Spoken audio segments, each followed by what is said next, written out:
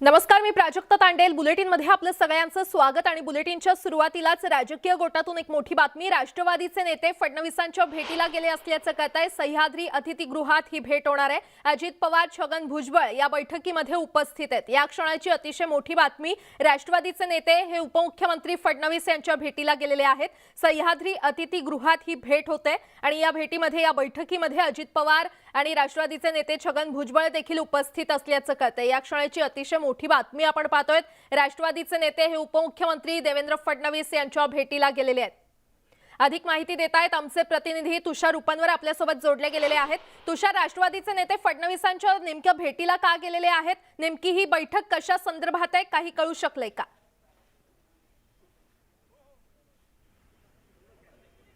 प्राजक्ता, राष्ट्रवादीचं शिष्टमंडळ नेते अजित पवार यांच्या नेतृत्वामध्ये उपमुख्यमंत्री देवेंद्र फडणवीस आणि मुख्यमंत्री एकनाथ शिंदेंच्या भेटीसाठी सह्याद्री अतिथीगृहावर पोहोचलेलं आहे। हे शिष्टमंडळ प्रामुख्याने राज्यभरातल्या प्रामुख्याने विदर्भ भागामध्ये जी अतिवृष्टी झाली होती, या अतिवृष्टीची पाहणी स्वतः विरोधी पक्षनेते अजित पवार यांनी केली होती।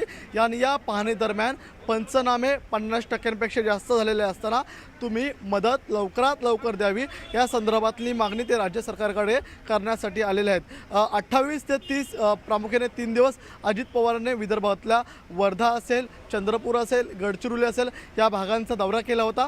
सुरुवातीला मुख्यमंत्री, उपमुख्यमंत्री आणि त्यानंतर विरोधी पक्षनेत्यांचा दौरा, आणि या दौऱ्यानंतर विरोधी पक्षनेते त्यांच्या शिष्टमंडळासहित या ठिकाणी मुख्यमंत्री आणि उपमुख्यमंत्र्यांना भेटायला आलेले आहेत। आणि ते मागणी करतात की ज्या भागामध्ये अतिवृष्टी झाली, ज्या भागामध्ये पिकांचं नुकसान झालं, ज्या भागांमध्ये जनावरं वाहून गेली, त्याची सगळी आकडेवारी समोर आलेली आहे। तुम्ही लवकरात लवकर शासन म्हणून त्यांना या ठिकाणी मदत घोषित करावी। आज दुपारी 3 वाजता राज्य मंत्रिमंडळाची बैठक होते।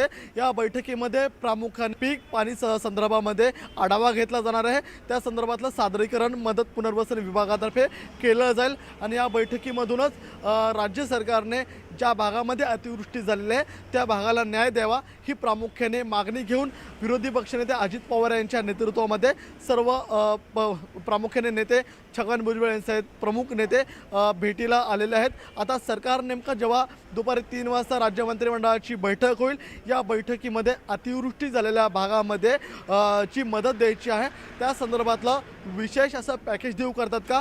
कारण की 10.5 लाख हेक्टरपेक्षा जास्त भागांमध्ये अतिवृष्टी झाले होते। जवळपास 8 लाख हेक्टर भागांवरचं पंचनामे पूर्ण झालेले आहेत। अजूनही 2 लाख हेक्टरपेक्षा जास्त भागामध्ये या ठिकाणी पाऊस अजूनही सुरू आहे। त्यामुळे पंचनामा करण्यासाठी महसूल विभागाच्या अधिकाऱ्यांना जाण्यास व्यत्यय येतोय। त्यामुळे ज्या भागांमध्ये पंचनामे पूर्ण झालेले आहेत त्या भागांमध्ये लवकरात लवकर या ठिकाणी मदत घोषित करावी अशी मागणी स्वतः अजित पवार यांच्यासहित राष्ट्रवादीचे सर्व प्रमुख नेते, उपमुख्यमंत्री आणि मुख्यमंत्री यांच्याकडे करणार आहेत।